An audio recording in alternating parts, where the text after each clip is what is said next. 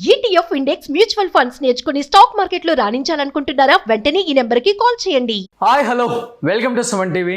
నేను మీ రోషన్. అద్దెకి boy friend కావాలా? ఎస్, మీరు వింటుంది నిజమే. ఇప్పుడు ప్రస్తుతం సోషల్ మీడియాలో ట్రెండ్ అవుతున్న టాపిక్ అనమాట.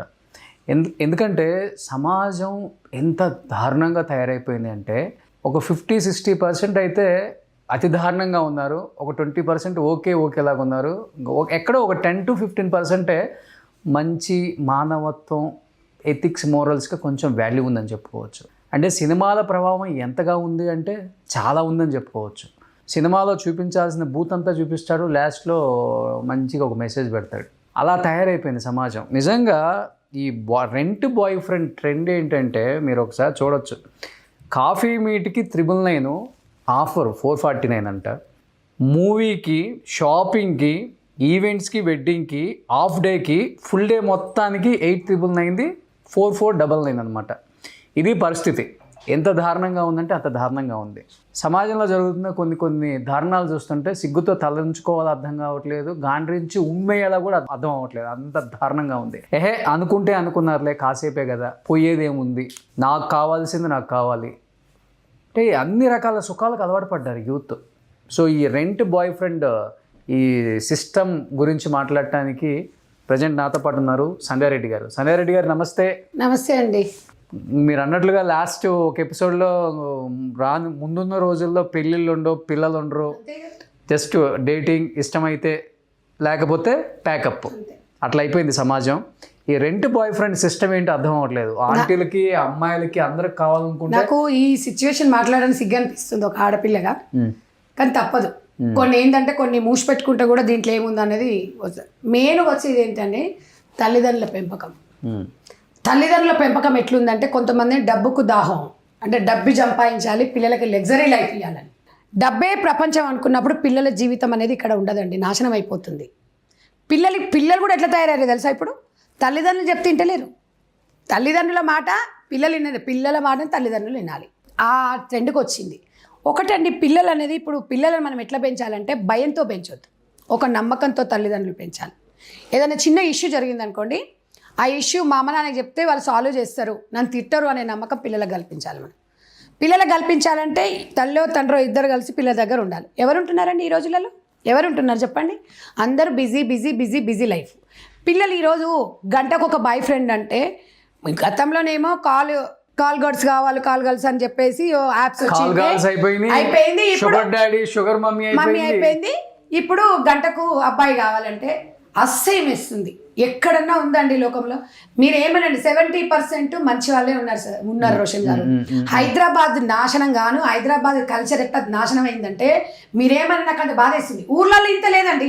ఊర్లలో భయం భక్తున్న పిల్లలు చాలా మంది ఉన్నారు. ఊరోళ్ళందరూ వచ్చేసి హైదరాబాద్లో సెటిల్ అయిపోతే మా తల్లిదండ్రులు ఏమనుకుంటారు? ఉద్యోగాలు చేస్తున్నారు, పిల్లలు చదువుకుంటుర్రు, బీటెక్ చదువుతున్నారు, హాస్టల్లో ఉంచుతున్నారు. అంటే ఈ పిల్లలు చేసే ఘనకార్యాలు ఇవి. భయంతో ఎప్పుడన్నా తల్లిదండ్రులు వీడియో కాల్ చేసినా ఎత్తారండి పిల్లలు, ఎత్తరు.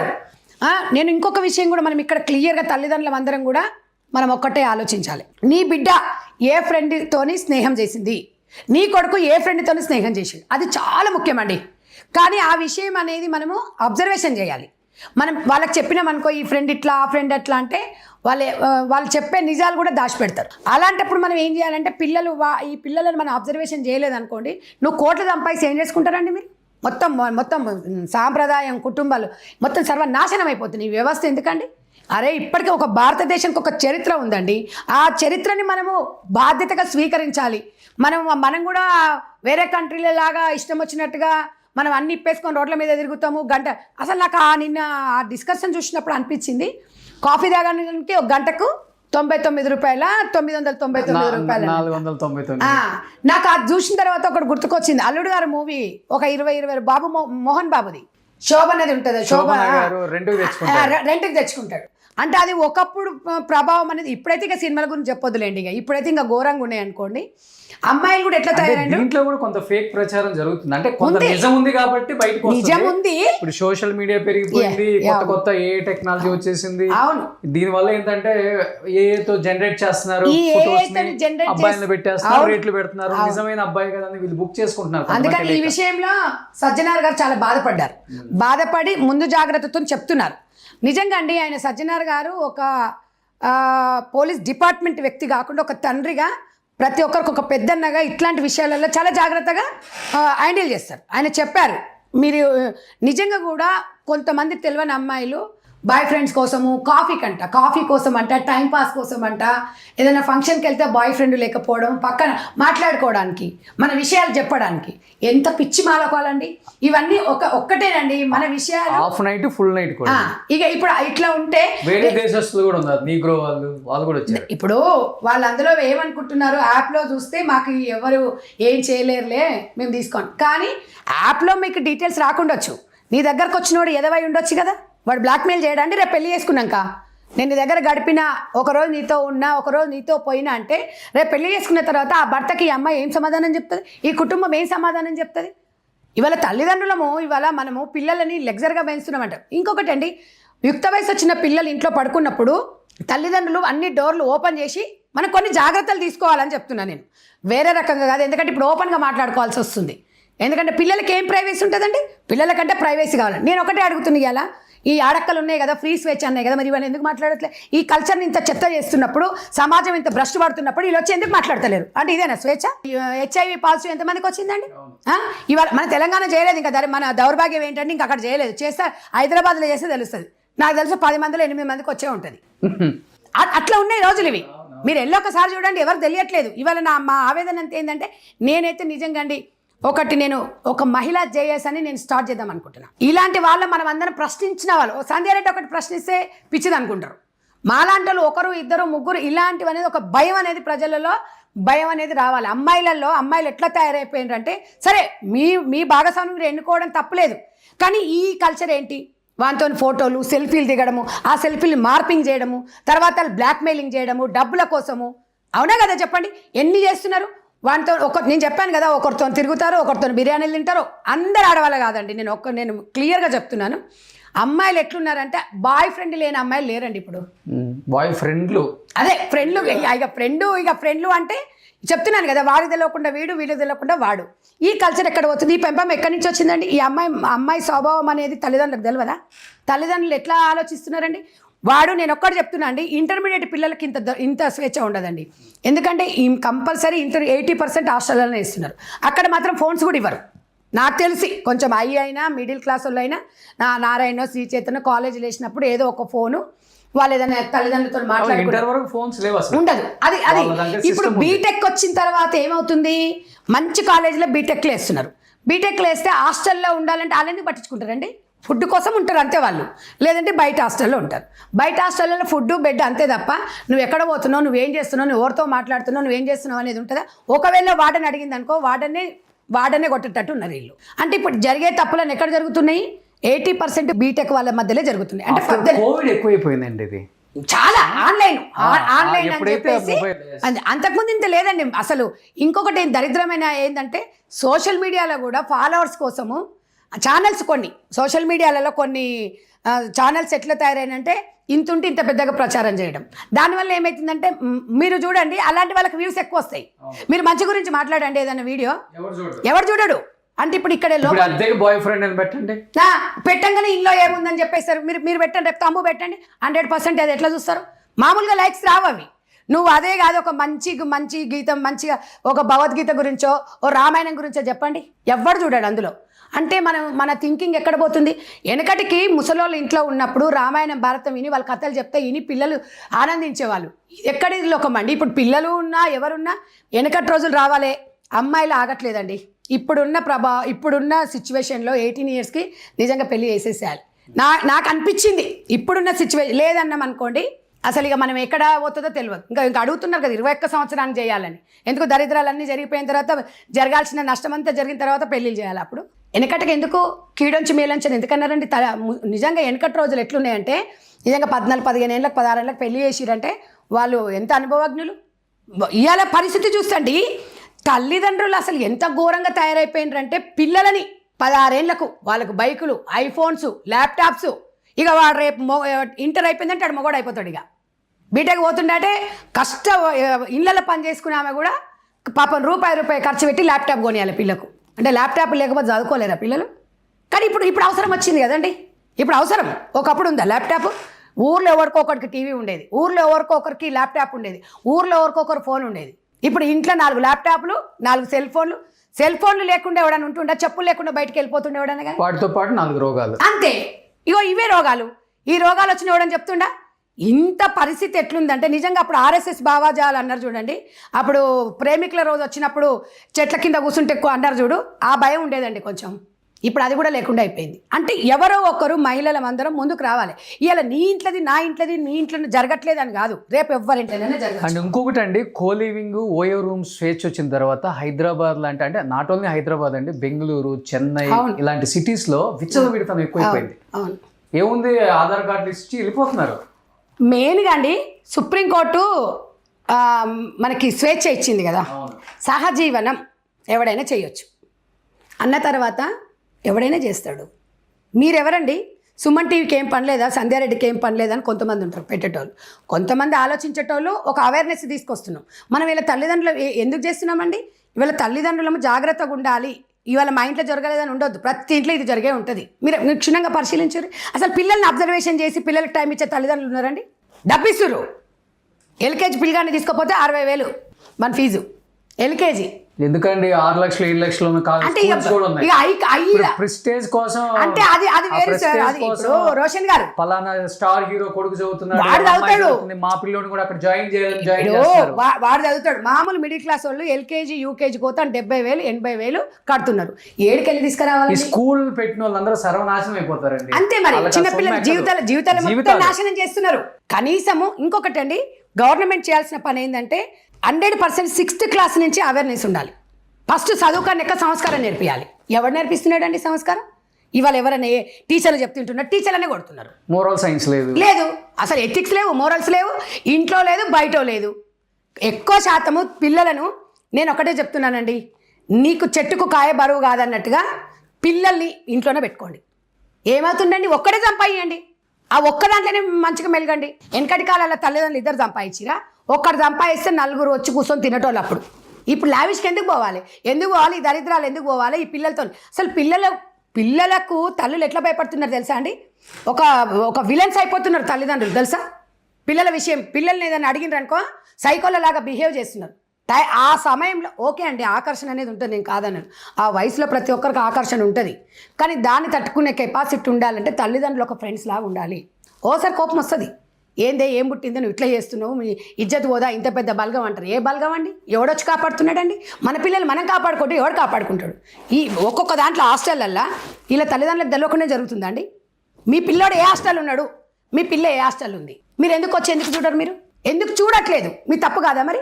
ప్రజలు మనము ఏదన్నా చెడు వైపు ఎందుకు నడుస్తున్నాం? మనం ఇది చెడు అని పిల్లలకి ఎందుకు చెప్తలేరు?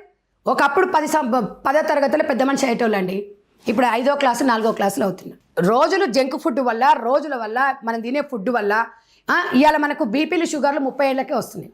ఇప్పటికీ బామ్మలు ఉన్నారు 80 ఏళ్ళలో, వాళ్ళకి షుగర్లు బీపీలు లేవు. ఇన్ని మారుతున్నప్పుడు, ఇట్లా జరుగుతున్నప్పుడు జనరేషన్లో ఈ రోగాలు కూడా వస్తున్నాయి. ఎందుకు మనం తల్లిదండ్రులం ఎందుకు మనం ఆలోచిస్తలేము? ఇవాళ ఎవడండి? ఏ డిపార్ట్మెంట్ ఎవడండి? ఏ డిపార్ట్మెంట్ రక్షిస్తుంది మీరు చెప్పండి? వీళ్ళందరూ ఎవరు సెకండరీ? మన పిల్లలు రేపు పిల్లలకు జరిగితే బాధపడేది మనమే. వాళ్ళకు 16 ఏళ్ళకి బైకులు కొనిస్తారండి. బైకులు కొనిచ్చి మావాడు హీరో అని చెప్పుకుంటాడు. ఎప్పుడు హీరో అవుతాడు? వాడే ఆ హీరోని తిరగబడతాడు. తల్లిదండ్రుల పెంపకం ఎట్లుండాలి, తల్లిదండ్రుల ఆలోచన విధానం ఎట్లుండాలి? చిన్నప్పటి నుంచే ఉండాలి. 16 ఏళ్ళు 17 ఏళ్ళు వచ్చిన తర్వాత వాడిని చెప్పినా ఆడు వినడు, ఎవడు వినే పరిస్థితి లేడు.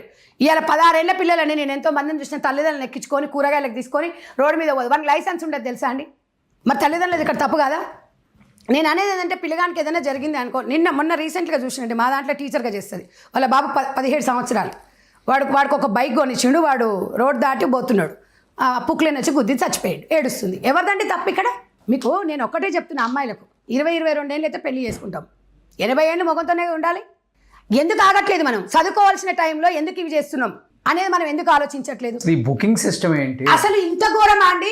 కాఫీకి కాఫీ కంటే 1 గంట సేపట, వాడు గంట అంటాడు, రేపు 2 గంటలు అంటాడు, తెల్లారి మళ్ళీ వస్తాడు. అవునా? వస్తాడా రాడా? తర్వాత ఇవే కదా వాడు అంటాడు, ఇద్దరు క్లోజ్ అవుతారు, ఏదైనా పీక నొక్కిపోతాడు. మొన్న ఒక నీట్ అమ్మాయి అండి, ఆ అమ్మాయి చదువుకుంది కదా నైట్ పూట అంత, ఎందుకంటే చనిపోయింది, కానీ అమాయకమైన అమ్మాయిలు వాడిని నమ్మిపోయింది. అరే ఎవడు మంచోడు ఎవడు రాయ్యా, ఇంట్లో మన నలుగురు కుటుంబంలో ఉన్న మన చుట్టాలే మంచోడెవడో చెడ్డోడెవడో తెలియదు మనకు. ఎవడో ఏదో వచ్చి వాళ్ళు చెప్పగానే వాళ్ళు ఎట్లా నమ్ముతారు, మీరు కూడా అమ్మాయిలు మీరు ఎట్లా నమ్ముతున్నారు? వీళ్ళు ఒక్కటే చెప్తున్నాను నేను అనేది ఏంటంటే, అసలు మనకు సంబంధం లేని వ్యక్తులను మనం ఎలా నమ్మాలి? ఇవాళ 10 మంది మధ్యలో పెళ్లి చేసుకున్న భర్తను నమ్మాలంటే నమ్మకం లేకుండా పోయింది. 10 మంది మధ్యలో తాళికట్టిన అమ్మాయిని నమ్మాలంటే ఎవడు నమ్మలేకపోతున్నాడు. ఎవడో మనకు డేటింగ్ యాప్ల ద్వారా, ఈ చిల్లర యాప్ల ద్వారా జీవితాలు ఎక్కడ పోతున్నాయి, ఎక్కడ విచ్ఛిన్నమవుతుంది. ఈ విషయాలలో మహిళా సంఘాలు ఎందుకు మాట్లాడామని నేను అడుగుతున్నా. ప్రతి విషయంలో స్వేచ్ఛ కావాలి ఆడదానికి అంటారు. స్వేచ్ఛ కావాలి, కరెక్టే, బాగానే ఉంది. మరి ఈ వ్యవస్థని ఇట్లా చిన్న భిన్నం అవుతుంటే ఎందుకు మహిళా సంఘాలు అడగట్లేదు? మరి వ్యవస్థ ఎక్కడ పోతుంది? ఈ మహిళా సంఘాలలో భారతదేశంలో ఉన్న వాళ్ళమే కదా మనం ఎందుకు మన సంస్కృతి సంపద ఎందుకు కాపాడుకోలేము అనేది నా ఆలోచన. ఈరోజు ఈ డేటింగ్ యాప్లు ఉన్నాయి, ఎందుకు ఉద్యమం చేస్తలేరు? ఎందుకు దీనివల్ల ఎవరికి లాభం అండి? ఎవరికి లాభం చెప్పండి? దీనివల్ల ఎవరికి లాభం అనేది చెప్పాలి. మరి ఇవాళ ఒక పోలీస్ డిపార్ట్మెంట్ బాధ్యత వహిస్తుందా? ఇవాళ ఒక ప్రభుత్వం బాధ్యత వహిస్తుందా? ఎవడు బాధ్యత వహిస్తాడండి? ఎవడు వహించడు, తల్లిదండ్రులే. ఇప్పుడు రెంట్ బాయ్ ఫ్రెండ్ అంటే కూడా ఇప్పుడు అదే కొత్తదేం కాదండి. ఇప్పుడు ఇంతకుముందు తిండర్ ఒకటి బంబుల్ ఉందంట, ఇప్పుడు దాంట్లో కూడా సేమ్ ఇదే. ఓకే, ఇప్పుడు ఫొటోస్ ఉంటాయి, దాన్ని ఇలా అనుకుంటుంటే వీడు వాడికి నచ్చాడు అనుకో, ఒక లైక్ కొట్టాడంటే ఆమె ఇంకొక లైక్ కొట్టిందంటే వీళ్ళిద్దరికి ఒకరికి నచ్చినట్టు అనమాట. వీళ్ళిద్దరు ప్లేసు టైం సెట్ చేసుకుంటారు. ఇంకా అడిగిపోయి ఇప్పుడు అట్లా జరగాలి అంటే హాస్టల్ ఉంటేనే జరుగుతుంది కదండి. అవును, నువ్వు ఇంట్లో ఉంటే జరుగుతుందా చెప్పండి? కోలివింగ్ వచ్చేసింది కదండి. నేను అదే అంటున్నా. ఇప్పుడు దీనివల్ల ఈ రెండు జనాలకు అర్థం కావాలంటే, వాడు మెసేజ్ పెట్టినప్పుడు ఈ అమ్మాయి బయటికి వెళ్తుంది. ఎవ్రీ 2 months చేంజ్ అవుతున్నారు కోలివింగ్ లో ఉన్న వాళ్ళకి తెలుసా? రోజుకొకరు కూడా అవుతున్నారు, 10 రోజులకు ఒకరు అవుతున్నారు. ఎవ్రీ 2 months ఈ హాస్టల్. ఓకే, నెక్స్ట్ 2 months తర్వాత ఇంకో అమ్మాయితో ఉంటాడు. అయిపోయింది, ఇక్కడ అంతా హాస్టల్ అయిపోయింది కదా, నాకేసారు సర్వం. ఓకే, ఇంకా నెక్స్ట్ ఇంకొక హాస్టల్. మరి ఇప్పుడు దీనివల్ల మరి తల్లిదండ్రులు, ఇందులో ఎవరిది తల్లిదండ్రులకు లేదా బాధ్యత? ఇప్పుడు తల్లిదండ్రులు హాస్టల్ ఉన్నందుకే కదా ఈ ప్రాబ్లమ్స్ వచ్చింది. ఏమండి, ఇప్పుడు జాబ్ చేస్తే హాస్టల్లోనే ఉండాలా? పిల్లలు హాస్టల్కి ఎక్కువ ప్రిఫరెన్స్ ఇస్తున్నారండి. స్వేచ్ఛ లేదు ఇంట్లో. వీళ్ళు చేసే ఏదో పనులకి తల్లిదండ్రులు ఉంటారు కదా, తల్లిదండ్రులు వీళ్ళను గద్దిస్తారు కదా, వాళ్ళ జీవితం కోసం ఆలోచిస్తున్నామని పిల్లలు అనుకోరు. ఇవాళ అన్నీ మనం అనుభవం ఉండే కదండి, పిల్లల గురించి మనం ఆలోచిస్తున్నాం. తల్లిదండ్రులకు సావు మరణం అయిందండి పిల్లల్ని పెంచాలంటే. మీరేమన్నానండి, 5వ క్లాస్ 6వ క్లాస్కి వచ్చిర్రంటే ఆ పిల్లల్ని ఎట్లా కాపాడి వస్తున్నాను తెలుసా? నీ అమ్మ ఒకప్పుడు పిల్లలు లేరని దేవుళ్ళకి పూజలు చేసిన, ఇప్పుడు పిల్లలు పుడితే భయం వేస్తుంది.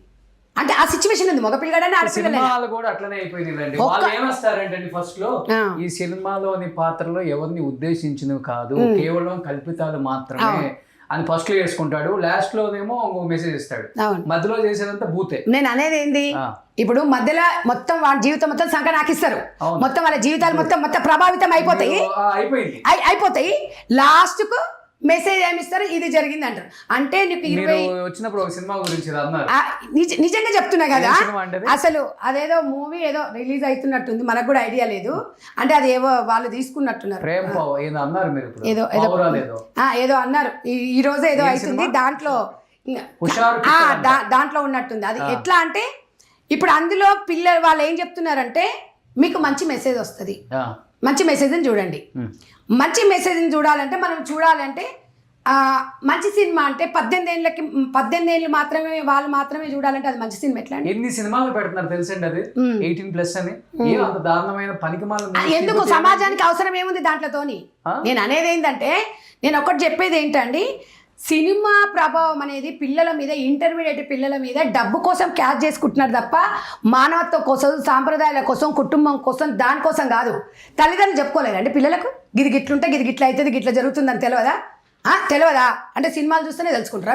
చెప్పే సినిమా పేరు కూడా మొత్తం పాన్స్ చూసేదంటే కదా, అదే మొత్తం అది. ఇంకా అది మనం ఇప్పుడు ఇందాక తమ్ముళ్ళు అడుగుతారు, పొద్దున నన్ను కూడా వాళ్ళు ఫోన్ చేసిరు చాలా మంది, ఏదో రిలీజ్ ఉంది మేడం ఇట్లా జరిగింది దాని మీద అని చెప్తున్నారు. నేను అదంటే మనం మూవీ చూడలేదు కాబట్టి మనకి ఇంకా ఐడియా లేదు.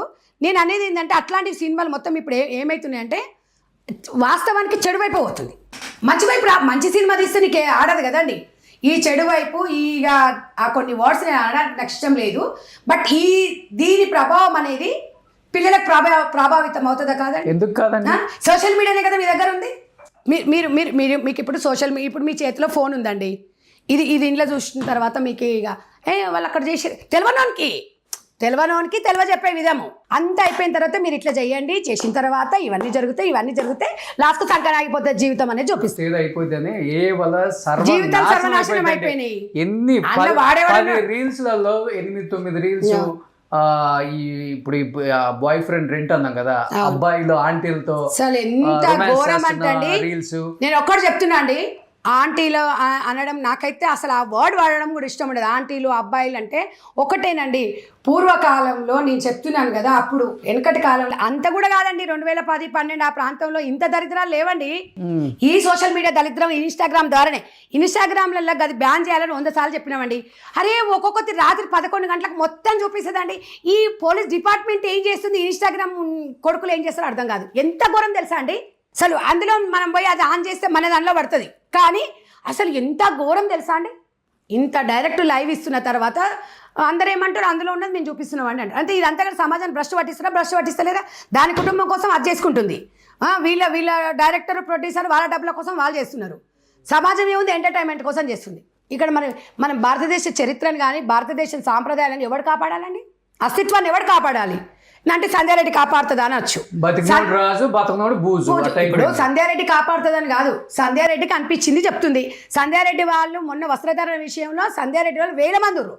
మొన్న ఎందుకు మద్దతు ఇచ్చిరండి? వాళ్ళు ఒక కుటుంబం కట్టుబాట్లు కదా, వాళ్ళు బయటికి రాలేరు, అందరూ బయటికి రాలేదండి. ఆ తర్వాత కొంతమంది యాంకర్లు కొంచెం పద్ధతిగా చీరలు కట్టుకోవడం చూసామండి.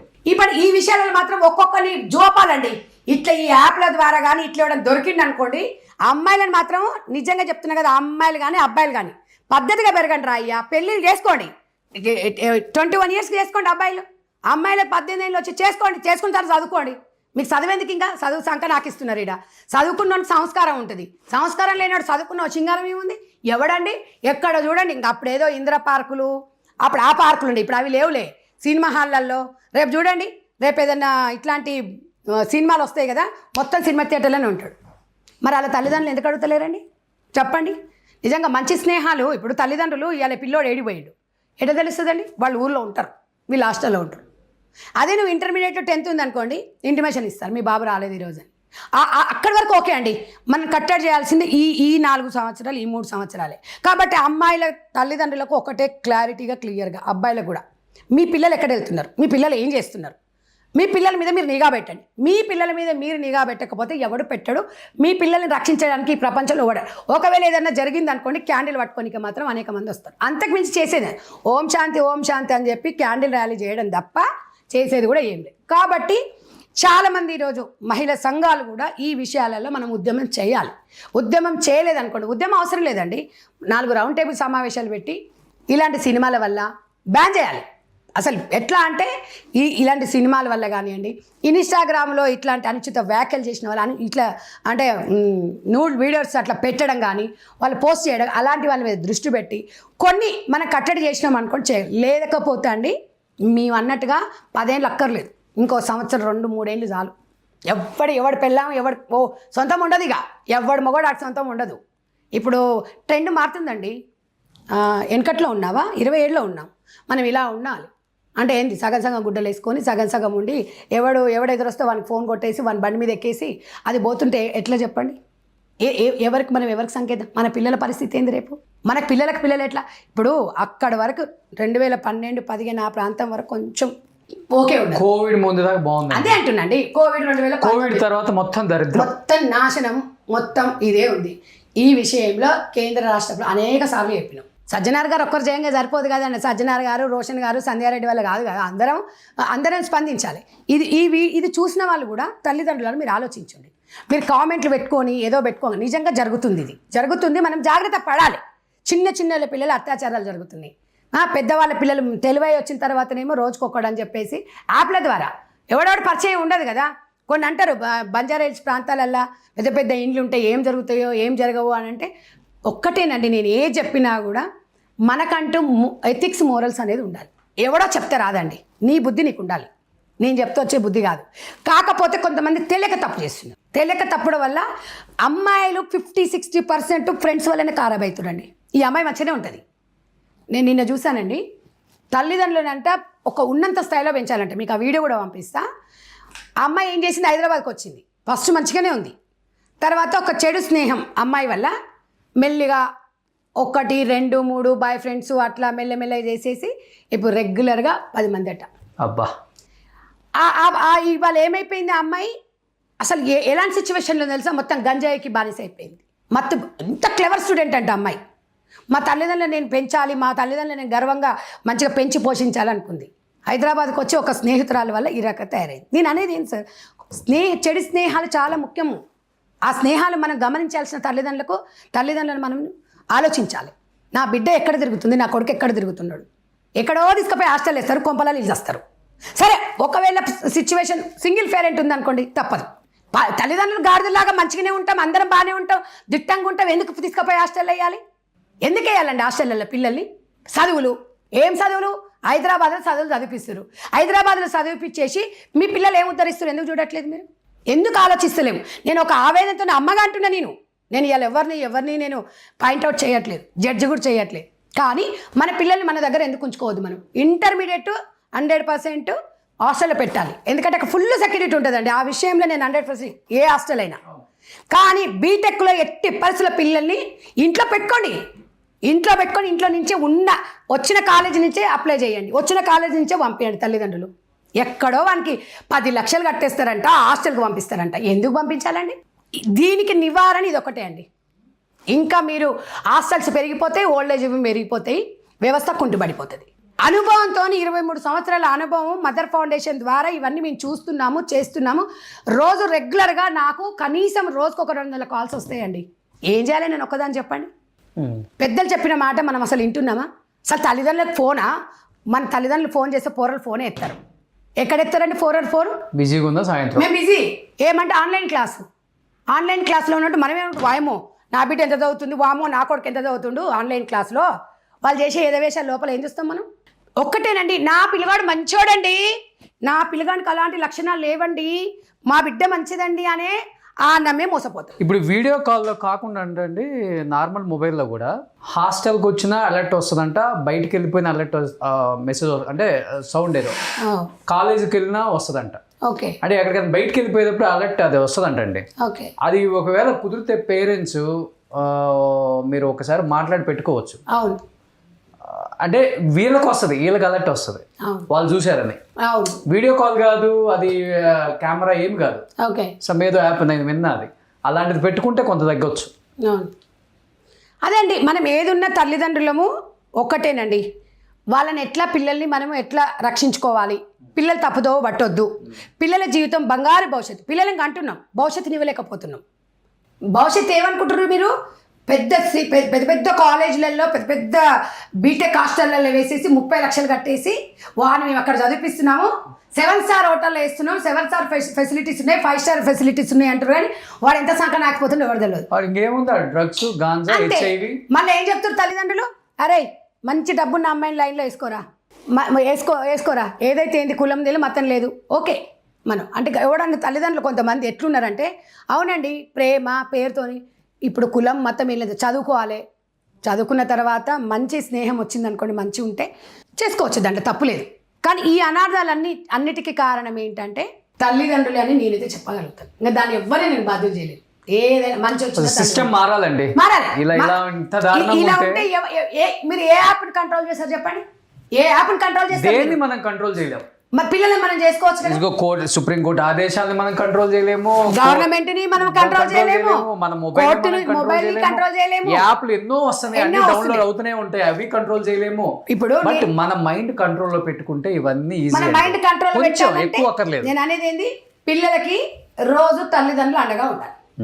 ఇప్పుడు దింపుతున్నారు, తీసుకొస్తున్నారు, కొంతమంది ఉన్నారండి ఇప్పటికీ కూడా, కొంతమంది తీసుకొస్తున్నారు. కానీ ఇంకా మనం జాగ్రత్త పడాలి. లేకపోతే దారుణమైన రోజులు వస్తాయి. 2 ఎంప్లాయీస్ అయ్యి ఉంటున్నారు, పిల్లలు మంచి భవిష్యత్తు తీయాలనుకుంటే మీ ఆలోచన బాగుంది, కానీ పిల్లల మైండ్ సెట్ కరెక్ట్గా లేదు. మనము దగ్గరుండి పిల్లలను చూసుకోవాలి. అలాంటి బాధ్యత తీసుకుందామంటే 4 పిల్లలు కానీ 3 పిల్లలు కానీ 2 పిల్లలు ఒక్కరైనా కూడా మంచి లైఫ్ ఇవ్వాలి మనం. కానీ బయట వాళ్ళ మీద మనం డిపెండ్ అయినాం అనుకోండి, ఇంకో ఇలాంటి పరిస్థితి వస్తుంది. కానీ ఏదేమైనా ఈ హైదరాబాద్లో నిఘా అయితే ఉండాలండి. హైదరాబాద్లో పోలీస్ వ్యవస్థ నిఘా పెడితేనే ఇది కట్టడి చేయగలుగుతాం. ఇమ్మీడియట్గా ఇట్లాంటి జరిగినప్పుడు యాక్షన్ తీసుకొని ఏ నాయకుడు ఫోన్ చేసినా అసలు ఇలాంటి దాంట్లో జోక్యం కలిగించవద్దు. ఎవరు ఏ నాయకులు కూడా, ఏ పార్టీ నాయకులైనా ఎవరైనా జోక్యం కలిగించుకోవద్దు. ఎదవలాగానే చేయాలి, వాడికి శిక్ష పడాలి, వాడికి బెయిల్ ఇవ్వకూడదు అసలు. కాబట్టి సిస్టమ్ మారితేనే సమాజం మారుతుంది. లేకపోతే ఈ భారతదేశం అనేది ఇగో మళ్ళీ బంగ్లాదేశ్ లాగా అవుతుంది. సో థ్యాంక్ యూ సంధ్యారెడ్డి గారు. ఈరోజు ఒక హాఫ్ అన్ అవర్ పాటు నేను సంధ్యారెడ్డి గారు కూర్చొని ఈ ఇష్యూ మీద డిస్కస్ చేయడానికి కూడా వన్ ఆఫ్ ద రీజన్ మాకు పని లేక కాదు, కేవలం చూసే తల్లిదండ్రులు కానీ లేకపోతే యూత్ ఎవరైతే మాకు అన్నీ తెలిసిన ఊహించుకుంటున్నారో ఒక్కసారి ఆలోచించండి. లైఫ్ని ఎంజాయ్ చేయండి, కాదని చెప్పట్లా. లైఫ్ని ఎంజాయ్ చేయడానికే మనిషి భూమి మీదకి వస్తాడు. అంటే ఎంజాయ్ చేయని లైఫ్కి అర్థమే లేదని చెప్తాం కదా. ఎంజాయ్ చేయండి కానీ మితిమీరొద్దు. మరి అతి దారుణంగా రకరకాల యాప్లు వచ్చేసినాయి. కొత్త యాప్ వచ్చిందంటే మనం డౌన్లోడ్ చేసుకోవాలి. ఫ్రెండ్ ఏది చెప్తే అది డౌన్లోడ్ చేసుకుంటాం. వాడు ఎక్కడికి రమ్మంటే అక్కడికి వెళ్తాం. వాడు ఏది తాగమంటే అది తాగుతాం. వాడు ఏది ఇస్తే అది తీసుకుంటాం. అది గాంజానా, డ్రగ్గా, లేకపోతే మనకి ఏం రోగం వస్తుందో తెలియదు. ఈ కొత్తగా ఈ డేటింగ్ యాప్లు చాలా చచ్చినాయి. మళ్ళీ దానితో పాటు రెంటల్ బాయ్ ఫ్రెండ్ అయిపోయింది. కాల్స్ అయిపోయింది, షుగర్ డాడీ అయిపోయింది, షుగర్ మమ్మీ అయిపోయింది. ఇప్పుడు రెంట్కి బాయ్ ఫ్రెండ్. మంచి జిమ్ బాడీ ఫోటోలు పెడతాడు వాడు. వీళ్ళేమో నిజంగా ఏదో ఉంది కదా అట్రాక్ట్ అవుతారు, వాడిని బుక్ చేసుకుంటారు, డబ్బులు పోతాయి. ఆడు వచ్చేవాడు ఎవడో మోసగాడు, మేడం చెప్పినట్లు పచ్చి మోసగాడు అయి ఉంటాడు. వాడు తీరాని ఫోటోలు తీరాని వీడియోలు తీసేసి మిమ్మల్ని బ్లాక్మెయిల్ చేస్తాడు. మీరు చివరికి సూసైడ్లు చేసుకోవాలి. ఒక్కసారి ఆలోచించండి. ఒక్కసారి ఆలోచించి లైఫ్ని ఎవరి వల్ల సాధ్యం కాదు చేంజ్ చేయటం. మీ లైఫ్ని మీకు మీరే దీనికి మార్గదర్శకులు. మీకు మీరే మీ లైఫ్ని డైరెక్ట్ చేసుకోవాలి. ఒక్కసారి ఆలోచించి అందరూ కొంచెం టైం స్పెండ్ చేయండి దీని గురించి. మంచి వీడియోలు చూడండి, కాదని చెప్పట్లా. ఏను వాడుకోండి, బాగుపడండి. టెక్నాలజీ చాలా వచ్చింది, దాన్ని ఉపయోగించుకోండి. మంచి చెడు రెండు ఉంటుంది కాబట్టి మంచిని ఒక 70% తీసుకొని 30% చెడుని తీసుకోండి. మేము కాదని చెప్పట్లా. ఎట్లా చెప్పినా వినరు, మీరు అడిక్ట్ అయిపోయారు. కానీ కొంచెం తగ్గించుకునే ప్రక్రియ పెట్టుకుంటే మాత్రం లైఫ్లో ఉన్నత స్థానాలకు కాకపోయినా కానీ ఒక మనిషిగా ఈ భూమి మీద మీకంటూ ఒక వాల్యూ అయితే ఉంటుంది. ఇది మాత్రం చాలా క్లియర్గా చెప్పగలను. సో థ్యాంక్ యూ సంధ్యారెడ్డి గారు, థ్యాంక్ యూ సో మచ్.